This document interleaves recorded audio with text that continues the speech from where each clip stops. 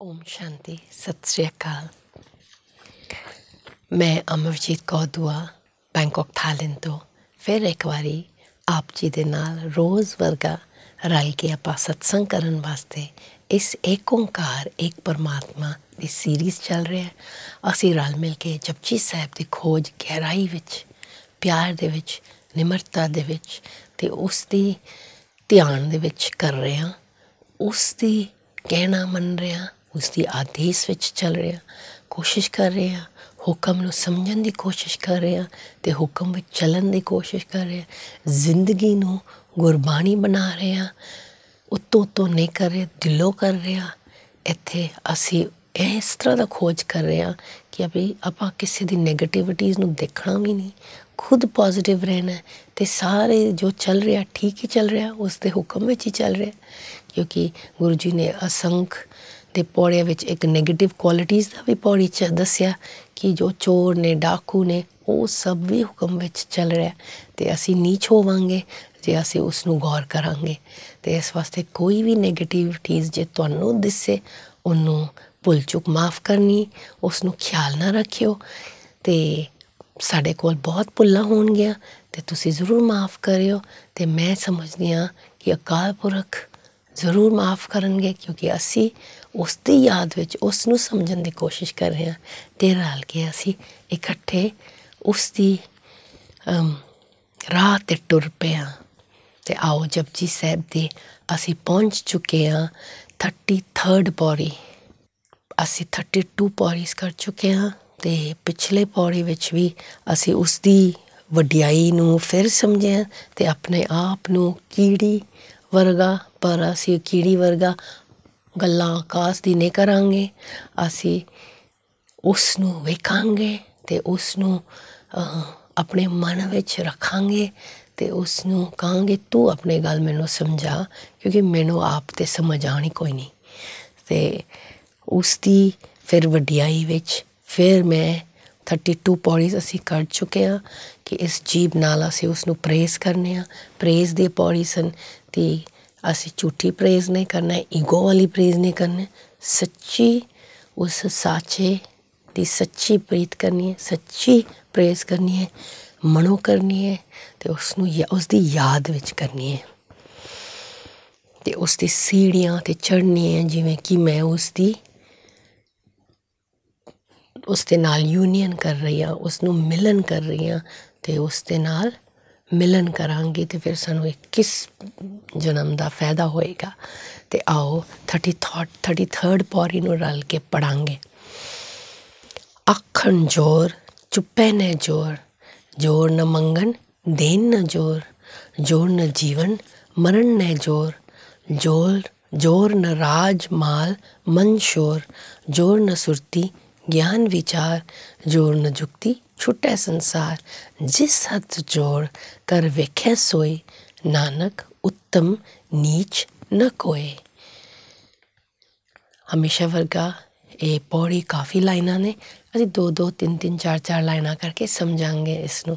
ते पहली 3-4 लाइनां नूं समझिए। आखण जोर छुपै ने जोर, जोर न मंगण देन न जोर, जोर न जीवन मरण नह जोर, जोर न राज माल मन सोर शोर। What power or strength do I have to speak or to remain silent? No any power or strength to ask or give or lend. I have no power or say as to whether I live or die.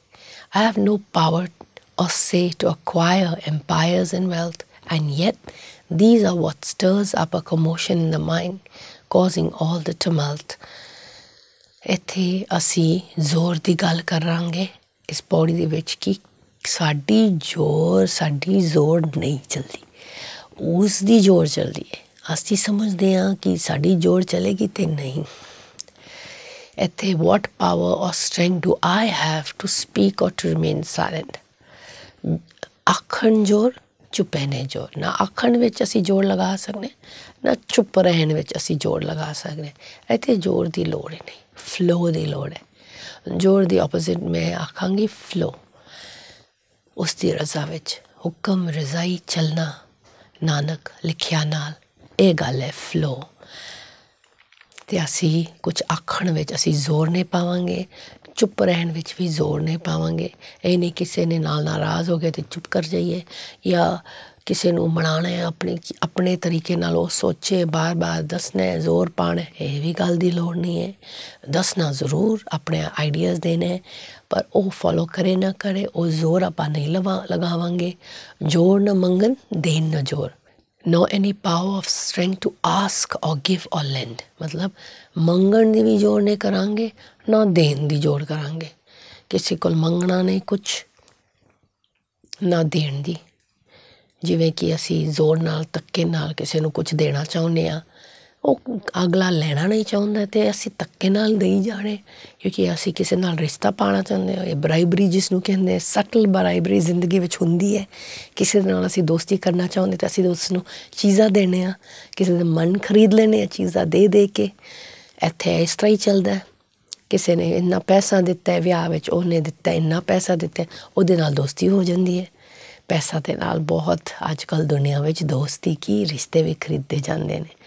ਅਸਾਂ ਉਹ ਨਹੀਂ ਕਰਨਾ, ਨਾ ਦੇਣ ਦੀ ਜ਼ੋਰ ਕਰਨਾ, ਨਾ ਲੈਣ ਦੀ। ਅਤੇ ਜੇ ਕੋਈ ਸਾਨੂੰ ਦੇਵੇ ਅਤੇ ਉਹ ਅਸੀਂ ਲੈਣ ਦੀ ਵੀ ਜ਼ੋਰ ਨਹੀਂ ਕਰਨਾ ਕਿ ਮੈਂ ਨਹੀਂ ਲੈਣਾ। ਮਤਲਬ ਨਾ ਮੰਗਣ ਦੀ ਜ਼ੋਰ, ਨਾ ਦੇਣ ਦੀ ਜ਼ੋਰ। ਮੰਗਣਾ ਤਾਂ ਕੋਈ ਨਹੀਂ, ਪੱਕਾ ਮੰਗਣ ਦੀ ਗੱਲ ਹੀ ਨਹੀਂ ਹੁੰਦੀ, ਕਿਉਂਕਿ ਅਸੀਂ ਅਕਾਲ ਪੁਰਖ ਨੂੰ ਮਿਲ ਚੁੱਕੇ ਹਾਂ ਅਤੇ ਅਕਾਲ ਪੁਰਖ ਕੋਲ ਲੈਣਾ ਜੋ ਲੈਣਾ, ਬਸ ਦੁਨੀਆ ਨੂੰ ਅਸੀਂ ਦਿੰਦੇ ਰਹੀਏ। ਜ਼ੋਰ ਨਾ ਜੀਵਨ, ਮਰਨ ਨੇ ਜ਼ੋਰ। ਇੱਥੇ ਗੁਰੂ ਕਹਿੰਦੇ ਨੇ ਸਾਡੀ ਸ਼ਕਤੀ ਨਹੀਂ ਹੈ ਆਪਣਾ ਜੀਵਨ ਚੁਣਨ ਦਾ, ਕਦ ਮੈਂ ਇਸ ਸਰੀਰ ਨੂੰ ਛੱਡਣੀ ਆ, ਮਰਨ ਨੇ ਜ਼ੋਰ। ਮਰਨਾ ਕਦੋਂ ਹੈ ਇਹ ਵੀ ਸਾਨੂੰ ਨਹੀਂ ਪਤਾ, ਆਉਣਾ ਸਰੀਰ ਵਿੱਚ ਇਹ ਵੀ ਸਾਨੂੰ ਨਹੀਂ ਪਤਾ, ਕਦੋਂ ਆਉਣਾ, ਕਦੋਂ ਮਰਨਾ, ਕਦੋਂ ਜਿਉਣਾ, ਕਦੋਂ, ਇਹ ਇੰਨਾ ਵੀ ਸਾਨੂੰ ਨਹੀਂ ਪਤਾ। ਅਤੇ ਫਿਰ ਸਾਡੀ ਕੀ ਜ਼ੋਰ ਹੈ? ਇੱਥੇ ਗੁਰੂ ਜੀ ਸਾਡੀ ਮੱਤ ਨੂੰ ਅਟੈਕ ਕਰਦੀ ਹੈ ਕਿ ਤੂੰ ਆਪੇ ਸੋਚ ਕਿ ਤੇਰੇ ਇਸ ਸ਼ਕਤੀ, ਤੇਰੇ ਕੋਲ ਕਿੰਨੀ ਕੁ ਸ਼ਕਤੀ ਹੈ। ਮਤਲਬ ਉਸ ਦੀ ਵਡਿਆਈ ਵਿੱਚ ਇਹ ਆਖਿਆ ਗਿਆ, ਨਾ ਕਿ ਸਾਨੂੰ ਨੀਵਾਂ ਦਿਖਾਉਣ ਦੀ। ਮਤਲਬ ਅਸੀਂ ਆਪਣੀ ਔਕਾਤ ਵਿੱਚ ਰਹੀਏ, ਕਿ ਸਾਨੂੰ ਆਪਣਾ ਸਮਝੀਏ ਅਸਲੀਅਤ, ਕਿ ਮੈਨੂੰ ਸੱਚ ਵਿੱਚ ਜ਼ੋਰ ਨਾ ਜੀਵਨ, ਮਰਨ ਨੇ ਜ਼ੋਰ। I have no power to say as to whether I die or I live। ਇਹ ਤਾਂ ਸਾਰਿਆਂ ਨੂੰ ਪਤਾ, ਨਾ ਮੈਨੂੰ ਜਨਮ ਦਾ ਪਤਾ ਹੈ, ਨਾ ਮੈਂ ਕਦੋਂ ਮਰਨੇ, ਮੈਨੂੰ ਕੋਈ ਪਤਾ ਨਹੀਂ। ਕੋਈ ਅਚਾਨਕ ਬੈਠੇ ਬੈਠੇ ਸਰੀਰ ਛੱਡ ਦਿੰਦਾ, ਨਾ ਕੋਈ ਬਿਮਾਰੀ, ਨਾ ਕੋਈ ਪ੍ਰੋਬਲਮ, ਇਹ ਵੀ ਅਸੀਂ ਸੁਣਿਆ। ਅਤੇ ਕੋਈ ਇੰਨੇ ਬਿਮਾਰ ਹੋ ਕੇ ਵੀ ਠੀਕ ਹੋ ਜਾਂਦੇ ਨੇ। ਜੋਲ ਨਾਰਾਜ਼ ਮਾਲ ਮਨਸੂਰ, ਕਿ ਅਸੀਂ ਇਹ ਸਾਰਾ ਜਿਹੜਾ ਅਸੀਂ ਇਕੱਠਾ ਕਰ ਰਹੇ ਹਾਂ, ਇੰਨਾ ਕੁਛ, ਇਹ ਸਾਨੂੰ ਮਾਇਆ ਵਿੱਚ ਲੈ ਜਾਂਦੀ ਹੈ। ਅਸੀਂ ਇਸ ਇਕੱਠਾ ਕਰਨ ਦੇ ਵਿੱਚ, ਜੋੜਨ ਦੇ ਵਿੱਚ ਰਾਜ ਨੂੰ ਅਤੇ ਮਾਲ ਨੂੰ, ਇਹੋ ਸਾਡੇ ਮਨ ਦੀ ਸ਼ੋਰ ਬਣ ਜਾਂਦੀ ਹੈ। ਅਸੀਂ ਜਦੋਂ, ਅਤੇ ਗੁਰੂ ਕਹਿੰਦੇ ਨੇ ਇੱਥੇ ਵੀ ਜ਼ੋਰ ਨਹੀਂ ਲਾਣੀ।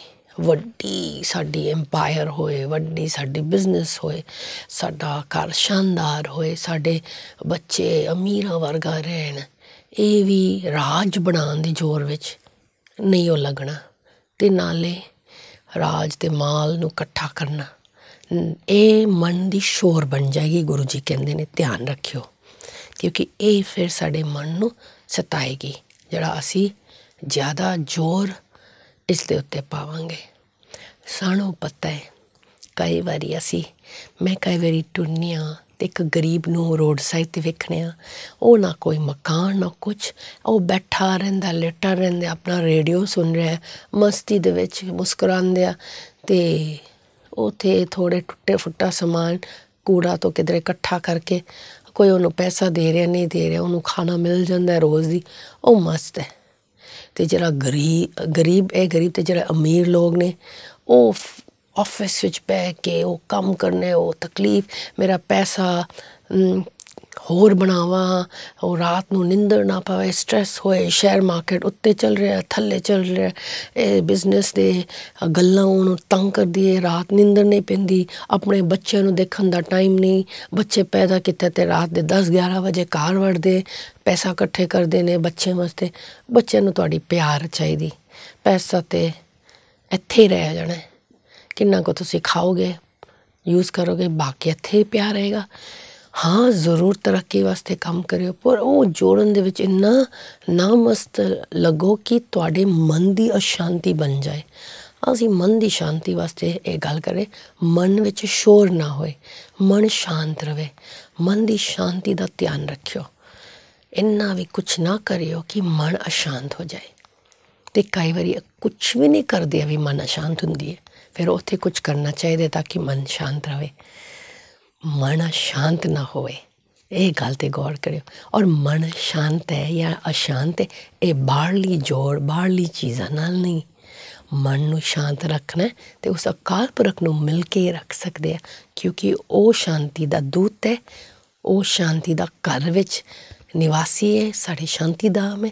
ਉੱਥੇ ਜਾ ਕੇ ਆਪਾਂ ਅਕਾਲ ਪੁਰਖ ਨੂੰ ਮਿਲਾਂਗੇ ਅਤੇ ਜ਼ਰੂਰ ਸਾਨੂੰ ਸ਼ਾਂਤੀ ਮਿਲੇਗੀ। ਜੋਰ ਨ ਸੁਰਤੀ ਗਿਆਨ ਵਿਚਾਰ, ਜੋਰ ਨ ਜੁਗਤੀ ਛੁੱਟੇ ਸੰਸਾਰ। ਜਿਸ ਹੱਥ ਜੋਰ ਕਰ ਵੇਖੈ ਸੋਏ, ਨਾਨਕ ਉੱਤਮ ਨੀਚ ਨ ਕੋਏ। I have no authority or power by myself to gain any understanding of divine knowledge or meditation. I have no power to find my way to escape from the world to achieve liberation. ਮਤਲਬ ਕਿ ਉਸ ਦੀ ਜ਼ੋਰ ਦੇ ਨਾਲ ਮੈਂ ਸੁਰਤੀ ਨਹੀਂ ਜਗਾ ਸਕਦੀ, ਨਾ ਗਿਆਨ ਨਾ ਵਿਚਾਰ ਕਰ ਪਾਵਾਂਗੇ, ਨਾ ਜ਼ੋਰ ਦੇ ਨਾਲ ਜੁਗਤੀ ਛੁੱਟੇ ਸੰਸਾਰ। ਮਤਲਬ ਅਸੀਂ ਸੰਸਾਰ ਤੋਂ ਛੱਡ ਕੇ ਕਿਵੇਂ ਜਾਈਏ ਮੁਕਤੀ ਧਾਮ ਵਿੱਚ, ਇਸ ਦੇ ਉੱਤੇ ਅਸੀਂ ਜ਼ੋਰ ਨਹੀਂ ਕਰ ਸਕਦੇ। ਇਹਨਾਂ ਗੱਲਾਂ ਵਿੱਚ ਸਾਡੀ ਜ਼ੋਰ ਨਹੀਂ ਚੱਲਦੀ। ਇਹ ਉਸ ਅਕਾਲ ਪੁਰਖ ਮਾਲਕ ਦੀ ਕਿਰਪਾ ਦੇ ਨਾਲ ਉਹ ਆਪੇ ਕਰ ਰਹੇ ਅਤੇ ਅਸੀਂ ਕਰੀ ਜਾ ਰਹੇ। ਜਿਵੇਂ ਅਸੀਂ ਆਖਿਆ ਕਿ ਮਨ ਦੇ ਉੱਤੇ ਸਾਡਾ ਕੰਟਰੋਲ ਹੈਗਾ। ਆਤਮਾ ਦੀ ਜਿਹੜੀ ਅਸੀਂ ਗੱਲ ਕੀਤੀ ਹੈ, 2 ਸਾਈਡਸ ਆਫ ਦ ਕੋਇਨ, ਜਿਹੜੀ ਲਾਈਫ ਫੋਰਸ ਐਨਰਜੀ ਉਹ ਸਾਡੇ ਕੰਟਰੋਲ ਵਿੱਚ ਨੇ, ਉਹ ਆਟੋਮੈਟਿਕ ਹੈ। ਉਹ ਅਕਾਲ ਪੁਰਖ ਦੇ ਨਾਲ ਡਾਇਰੈਕਟਲੀ ਕਨੈਕਟਡ ਹੈ ਕਿ ਜੋ ਜਿੱਥੇ ਅਸੀਂ ਜਨਮ ਲਵਾਂਗੇ, ਜਦੋਂ ਅਸੀਂ ਟੁਰ ਜਾਵਾਂਗੇ ਉਸ ਦੀ ਵਡਿਆਈ ਦੇ ਵਿੱਚ ਹੈ, ਉਹਦੇ ਉੱਤੇ ਅਸੀਂ ਕੁਛ ਨਹੀਂ ਕਰ ਸਕਦੇ। ਹਾਂ ਇਹ ਮਨ ਦੇ ਨਾਲ ਸਾਡੇ ਕੰਟਰੋਲ ਹੈਗਾ। ਮਨ ਬੁੱਧ ਮਤ, ਮਤਲਬ ਕਿ ਮਨ ਬੁੱਧੀ ਸੰਸਕਾਰ ਅਸੀਂ ਆਪਣੇ ਇਹ ਨੂੰ ਸਮਝੀਏ ਅਤੇ ਮਨ ਦੇ ਨਾਲ ਉਸ ਅਕਾਲ ਪੁਰਖ ਨਾਲ ਜੋੜੀਏ, ਫਿਰ ਸਾਡੀ ਸੁਰਤੀ ਅਤੇ ਸਾਡੇ ਵਿਚਾਰ ਉਹ ਖੋਲ੍ਹਦੇ ਨੇ। ਅਸੀਂ ਆਪੇ ਨਹੀਂ ਕਰ ਸਕਦੇ। ਇਹ ਗਿਆਨ ਦੀਆਂ ਗੱਲਾਂ, ਇਹ ਵਿਚਾਰ, ਇਹ ਰੱਬੀ ਮਿਹਰ ਹੋਏ ਤਾਂ ਕਿਧਰੇ ਜਾ ਕੇ ਕਰ ਸਕਦੇ, ਆਪੇ ਨਹੀਂ ਕਰ, ਸਾਡੀ ਕੋਈ ਜੋੜ ਨਹੀਂ ਇਸ ਦੇ ਵਿੱਚ। ਜਿਸ ਹੱਥ ਜੋੜ ਕਰ ਵੇਖੈ ਸੋਏ, ਨਾਨਕ ਉੱਤਮ ਨੀਚ ਨ ਕੋਏ। He is the one that holds the reins of the world and runs it. And he is the one that allows and decides who is worthy and fit.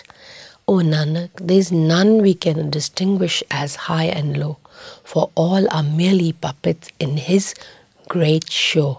And it's but with his allowance that we can meditate and obey, or even his trumpet blow. ਮਤਲਬ ਕਿ ਉਸ ਦੀ ਸਿਫਤ ਕਰਨ ਵਿੱਚ ਵੀ ਉਸ ਦੀ ਕਿਰਪਾ ਹੋਏ ਤਾਂ ਅਸੀਂ ਕਰ ਸਕਦੇ ਹਾਂ। ਇਹ ਲਾਸਟ ਲਾਈਨ ਜਿਹੜੀ ਗੱਲ ਹੈ, ਜਿਸ ਹੱਥ ਜੋਰ ਕਰ ਵੇਖੈ ਸੋਏ, ਅਸੀਂ ਉਹ ਜਾਣਦੇ, ਉਹ ਜੋਰ ਕਰਦੇ, ਅਸੀਂ ਨਹੀਂ ਕਰ ਸਕਦੇ। ਜਿਸ ਹੱਥ ਜੋਰ ਕਰ ਵੇਖੈ ਸੋਏ, ਉਸ ਦੀ ਜੋਰ ਦੇ ਨਾਲ ਉਹੀਓ ਕਰ ਰਿਹਾ ਅਤੇ ਉਹ ਵੇਖ ਰਿਹਾ। ਜਿਸ ਹੱਥ ਜੋਰ, ਜਿਸ ਦੇ ਹੱਥ ਜੋਰ ਹੈਗਾ, ਮਤਲਬ ਕਿ ਅਕਾਲ ਪੁਰਖ ਉਹ ਕਰ ਰਿਹਾ ਅਤੇ ਉਹ ਵੇਖ ਰਿਹਾ। ਨਾਨਕ, ਗੁਰੂ ਨਾਨਕ ਕਹਿੰਦੇ ਨੇ ਇੱਥੇ, ਉੱਤਮ ਨੀਚ ਨ ਕੋਏ। ਅਸੀਂ ਊਂਚਾ ਜਾਂ ਨੀਚਾ ਇਹ ਸਾਡੇ 'ਤੇ ਨਹੀਂ ਹੈ। ਜਿਸ ਦੇ ਹੱਥ ਜੋਰ ਹੈ ਉਹ ਉਸ ਦੀ ਹੱਥ ਹੈ। ਅਸੀਂ ਸਮਝਦੇ ਹਾਂ, ਅਸੀਂ ਉਸਨੂੰ ਧਿਆਨ ਦੇ ਸਕਦੇ ਹਾਂ, ਉਹ ਵੀ ਸਾਡੇ ਹੱਥ ਨਹੀਂ। ਉਸਨੂੰ ਕਹਿਣਾ ਪੈਂਦਾ। ਜਿਵੇਂ ਰਾਤੀ ਜੇ ਮੈਂ ਅੰਮ੍ਰਿਤ ਵੇਲੇ ਉੱਠਣਾ ਚਾਹੁੰਦੀ, ਉਸਨੂੰ ਅਸੀਂ ਪਿਆਰ ਦੇ ਨਾਲ ਹਉਮੈ ਵਿੱਚ ਨਹੀਂ, ਨਿਮਰਤਾ ਵਿੱਚ, ਨਿਮਾਣਤਾ ਵਿੱਚ ਹੋਵਾਂ ਤਾਂ ਉੱਤੇ ਝੁੱਕ ਕੇ ਆਪਣੇ ਆਪ ਨੂੰ ਆਤਮਾ ਸਮਝ ਕੇ ਉਸ ਨੂੰ ਕਹਿਣਾ ਪੈਂਦਾ ਕਿ ਇਹ ਸੱਚੇ ਪਾਤਸ਼ਾਹ, ਮੈਂ ਤੇਰੇ ਹੁਕਮ ਮੰਨਣਾ ਚਾਹੁੰਦੀ ਹੈ, ਤੂੰ ਮੈਨੂੰ ਆਪਣਾ ਹੁਕਮ ਬਣਾ। ਅੰਮ੍ਰਿਤ ਵੇਲਾ ਤੇ ਫਿਰ ਤੂੰ ਮੈਨੂੰ ਜਗਾਣਾ, ਮੇਰੇ ਮਨ ਵਿੱਚ ਇਹ ਗੱਲ ਪਾਉਣਾ। ਅਸੀਂ ਅਰਦਾਸ ਕਰ ਸਕਦੇ ਹਾਂ, ਗੱਲਾਂ ਕਰ ਸਕਦੇ ਹਾਂ, ਪਿਆਰ ਨਾਲ ਉਸ ਨੂੰ ਕਹਿ ਸਕਦੇ ਹਾਂ, ਫਿਰ ਉਸ ਦੀ ਜੋੜ ਚੱਲਦੀ ਹੈ। ਜੇ ਆਪਾਂ ਉਹਨਾਂ ਨੂੰ ਕਹਾਂਗੇ ਫਿਰ ਜਿਸ ਹੱਥ ਜੋਰ ਕਰ ਵੇਖੇ ਸੋਏ, ਫਿਰ ਉਹ ਕਰਦੇ ਨੇ। ਫਿਰ ਉਹ there is none we can distinguish as high and low, ਕੋਈ ਊਚ ਨੀਚ ਅਸੀਂ ਨਹੀਂ ਕਹਿ ਸਕਦੇ। ਉਸ ਦੀ ਜੋਰ, ਉਸ ਦੀ ਰਜ਼ਾ ਦੇ ਵਿੱਚ ਫਿਰ ਉਹ ਕਹਿਣਾ ਮੰਨਦਾ ਕਿਸੇ ਦਾ, ਅਤੇ ਉਹ ਫਿਰ ਉੱਚਾ ਹੋਏ ਜਾਂ ਨੀਚ ਹੋਏ, ਉਹ ਆਪਣੇ ਮਨ ਦੀ ਅਕਾਲ ਪੁਰਖ ਦੇ ਮਿਲਣ ਦਾ ਤਰੀਕਾ ਹੈ। ਕਿ ਅਸੀਂ ਜੇ ਅਕਾਲ ਪੁਰਖ ਨਾਲ ਗੱਲ ਹੀ ਨਹੀਂ ਕਰਦੇ, ਅਸੀਂ ਉੱਠਾਂਗੇ ਅੰਮ੍ਰਿਤ ਵੇਲਾ, ਮੈਂ ਅੰਮ੍ਰਿਤ ਵੇਲਾ ਉੱਠ ਸਕਦੀ ਹਾਂ, ਨਹੀਂ ਉੱਠ ਸਕਦੇ ਹਾਂ ਅਸੀਂ ਰੋਜ਼। ਅਕਾਲ ਪੁਰਖ ਦੀ ਸ਼ਕਤੀ ਤੋਂ ਬਿਨਾਂ ਮੈਂ ਦੇਖ ਚੁੱਕੀ ਹਾਂ ਅੰਮ੍ਰਿਤ ਵੇਲਾ ਰੋਜ਼ ਕਰਦਿਆਂ ਕਿ ਮਨ ਕਿੰਨਾ ਭਟਕਦਾ ਹੈ, ਮਨ ਕਿੰਨਾ ਆਲਸ ਹੈ, ਮਨ ਕਿੰਨਾ ਅਲਬੇਲਾ ਹੈ, ਕਿ ਕਦੀ ਸੌਣਾ ਚਾਹੁੰਦਾ, ਕਦੀ ਨਹੀਂ ਉੱਠਣਾ ਚਾਹੁੰਦਾ। ਪਰ ਅਕਾਲ ਪੁਰਖ ਦੇ ਲੜ ਲੱਗਿਆ ਫਿਰ ਉਹ ਜਗਾਉਂਦਾ ਅਤੇ ਉਹ ਹਿੰਮਤ ਦਿੰਦਾ ਅਤੇ ਉਹ ਫਿਰ ਕਰਾਉਂਦਾ। ਅਤੇ ਉਸ ਦੀ ਜ਼ੋਰ ਉਹ ਕਰਦਾ ਅਤੇ ਉਹ ਵੀ ਉਹ ਵਿੰਦਾ। ਅਸੀਂ ਉਸ ਨੂੰ ਬਸ ਪਿਆਰ ਦੇ ਨਾਲ ਉਸ ਨੂੰ ਕਹਿ ਸਕਦੇ, all are merely puppets in his great show। ਅਸੀਂ ਉਸ ਦੀ ਖੇਡ ਦੇ ਵਿੱਚ ਕਠਪੁਤਲੇ ਹਾਂ। ਬਸ ਅਸੀਂ ਬਸ ਉਸ ਦੇ ਕੌਣ ਉੱਚਾ ਕੌਣ ਨੀਵਾਂ ਉਹ ਜਾਣਦਾ, ਅਸੀਂ ਨਹੀਂ ਜਾਣਦੇ। ਉਹ ਕਹੇ ਅਤੇ ਅਸੀਂ ਉਸ ਦੀ ਗਿਆਨ ਕਰ ਸਕਦੇ, ਉਹ ਕਹੇ ਉਹ ਰਾਜ਼ੀ ਨੇ ਅਤੇ ਅਸੀਂ ਉਸ ਨੇ ਮੈਡੀਟੇਟ ਕਰ ਸਕਦੇ ਹਾਂ, ਉਸ ਦੀ ਹੁਕਮ ਮੰਨ ਸਕਦੇ, ਉਸ ਦੀ ਸਿਫਤ ਕਰ ਸਕਦੇ। ਉਸ ਦੇ ਹੁਕਮ ਤੋਂ ਬਿਨਾਂ ਸਾਡੀ ਕੋਈ ਜ਼ੋਰ ਨਹੀਂ ਹੈਗਾ। ਇਸ ਪੰਕਤੀ ਆਪਣੇ ਜਿਹੜਾ ਅਸੀਂ ਸਮਝਦੇ ਸਾਡੇ ਕੋਲ ਜ਼ੋਰ ਹੈਗਾ ਉਹ ਕਰਨ ਦਾ, ਇਹ ਕਰਨ ਦਾ, ਇਸ ਵੇਲੇ ਸਾਡੀ ਕੋਈ ਸ਼ਕਤੀ ਨਹੀਂ ਰਹੀ। ਹਾਂ, ਜਦੋਂ ਅਸੀਂ ਅਕਾਲ ਪੁਰਖ ਤੋਂ ਆਏ ਹਾਂ ਆਪਣੇ ਪਹਿਲਾ ਜਨਮ ਵਿੱਚ, ਪਹਿਲਾਂ ਕਈ ਜਨਮਾਂ ਦੇ ਵਿੱਚ 21 ਜਨਮ ਵਿੱਚ ਤਾਂ ਅਸੀਂ ਕਾਫੀ ਭਰਪੂਰ ਸਾਂ। ਸ਼ੁਰੂ ਤੋਂ ਬਹੁਤ 100%, ਫਿਰ ਬਾਅਦ ਵਿੱਚ ਵੀ ਬਹੁਤ ਹੀ ਭਰਪੂਰ ਸਾਂ। ਪਰ ਹੁਣ ਸਾਡੇ ਵਿੱਚ ਉਹ ਸ਼ਕਤੀ, ਉਹ ਜ਼ੋਰ ਨਹੀਂ ਰਹੀ। ਸਾਨੂੰ ਅਕਾਲ ਪੁਰਖ ਨੂੰ ਮਿਲ ਕੇ ਉਹ ਸ਼ਕਤੀ ਲੈਣੀ ਪਏਗੀ। ਇਸ ਵੇਲੇ ਸਾਡੀ ਨਹੀਂ ਚੱਲਦੀ, ਉਸ ਦੀ ਚੱਲਦੀ ਹੈ। ਅਤੇ ਜੇ ਖੁਸ਼ ਰਹਿਣਾ ਚਾਹੁੰਦੇ ਹਾਂ ਉਸ ਦੀ ਲੜ, ਉਸ ਦੀ ਲਿਵ, ਉਸ ਦੇ ਨਾਲ ਉਸਦੀ ਹੱਥ ਪਕੜਨੀ ਪਏਗੀ, ਉਸ ਨੂੰ ਮਿਲਣਾ ਪਏਗਾ। ਇਸ ਕਲਯੁਗ ਦੇ ਦੁਨੀਆਂ ਵਿੱਚ ਜੀਣ ਵਾਸਤੇ stress free, happy, no tension, sleep well, ਇਹ ਸਾਰਾ ਕੁਝ ਅਸੀਂ ਚਾਹੁੰਦੇ ਹਾਂ। ਅਤੇ ਫਿਰ ਅਕਾਲ ਪੁਰਖ ਨੂੰ ਮਨ ਵਿੱਚ ਮਿਲਿਓ ਅਤੇ ਫਿਰ ਦੇਖੋ ਕਿਵੇਂ ਸੁੱਖ ਚੈਨ ਦਾ ਨੀਂਦ ਸੋਵੋਗੇ ਅਤੇ ਕੋਈ ਪ੍ਰੋਬਲਮ ਜ਼ਿੰਦਗੀ ਵਿੱਚ ਆਏਗੀ ਨਹੀਂ। ਪ੍ਰੋਬਲਮ ਆਏਗੀ ਜਾਏਗੀ, ਆਪਾਂ ਡਰਾਮਾ ਤੋਂ ਅਲੱਗ ਹੋ ਕੇ ਉਸ ਨੂੰ ਦੇਖ ਪਾਵਾਂਗੇ। ਆਪ ਜੀ ਦਾ ਥੈਂਕ ਯੂ। ਟਾਈਮ ਨੂੰ ਵੰਦਿਆ ਹੋਇਆ ਹੁਣ ਇਜਾਜ਼ਤ ਦੇਈਓ, ਟਾਈਮ ਹੋ ਗਿਆ। ਇਸ ਏਕ ਓਂਕਾਰ ਇੱਕ ਪਰਮਾਤਮਾ ਦੀ ਅਗਲੀ ਐਪੀਸੋਡ ਵਿੱਚ ਫਿਰ ਮਿਲਾਂਗੇ। ਸਤਿ ਸ੍ਰੀ ਅਕਾਲ। ਓਮ ਸ਼ਾਂਤੀ।